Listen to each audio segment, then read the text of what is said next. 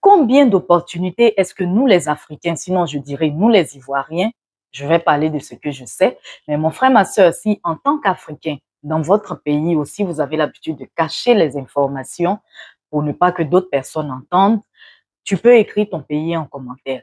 Donc, je disais, combien d'opportunités est-ce que nous avons ratées à force de cacher les informations par rapport à la méchanceté, la jalousie gratuite, la sorcellerie, ou même par égoïsme. Finalement, on dit qu'on préfère vivre dans la discrétion, on préfère vivre caché, pour ne pas que de mauvaises oreilles entendent nos projets, ce que nous avons à faire, ou même nos maladies, pour ne pas nous faire du mal. Je viens te raconter l'histoire d'une femme qui avait une insuffisance rénale aiguë. Et il était vraiment compliqué de trouver un donneur. Les médecins même lui avaient donné un délai pour partir s'il ne trouvait pas de délai pour le voyage sans retour. Et donc, elle profitait de sa vie avec son mari en attendant un donneur qui soit compatible.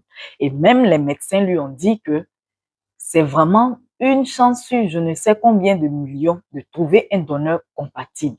Depuis 4 ans, la femme, elle attend un donneur compatible. Donc, une fois, elle allait promener ses chiens avec son mari au bord de l'eau. Et l'un des chiens qui fait des va-et-vient, il y avait une femme quelque part. Et voilà, ils se sont dit, bon, le chien est en train de déranger la dame, donc ils sont allés en tant que personne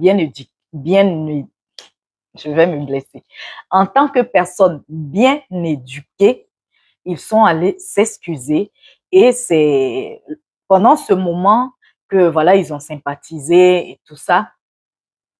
Et la dame, donc auprès de qui ils sont allés s'excuser, elle leur a proposé à boire une boisson alcoolisée et la femme a dit que non, elle ne peut pas prendre l'alcool et tout de suite son mari a expliqué que voilà son état, l'état dans lequel elle était et elle a dit mais moi je suis allée me proposer comme donneur dans tel centre de santé, tel centre hospitalier pour que s'il y a une personne qui a besoin d'une greffe de rein, voilà que on me fasse appel si je suis compatible, je suis tout à fait disponible pour donner l'un de mes reins. Et c'est comme ça, sur le champ, cette femme appelle le centre hospitalier. Les 2 femmes ont été convoquées. On va faire les analyses et ces personnes sont compatibles, comme par hasard, par le chien. Les serviteurs qui pensent qu'ils sont indispensables pour l'œuvre de Dieu, Dieu peut utiliser même un animal pour accomplir ce qu'il veut faire. Et puis les mangeurs de chiens, là, arrêtez ça. Le chien, c'est vraiment un ami fidèle. Bon, bref, on va fermer la parenthèse. Donc, voici comment la femme, parce qu'ils n'ont pas eu honte de parler de la maladie, voici comment la femme qui était en attente d'un donneur pendant 4 années, comme par hasard, bon, on va dire par hasard, mais nous, enfants de Dieu, nous allons voir la main de Dieu ici.